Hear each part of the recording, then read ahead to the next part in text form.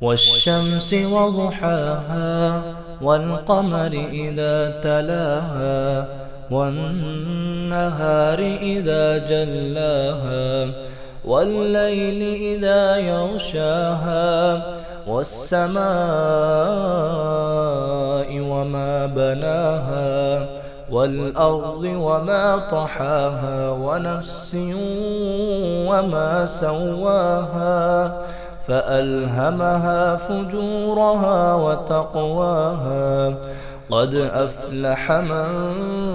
زكاها وقد خاب من دساها كذبت ثمود بطواها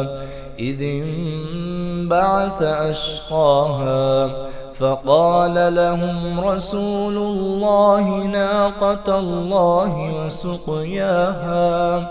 فكذبوه فعقروها فدمدم عليهم ربهم بذنبهم فسواها ولا يخاف عقباها.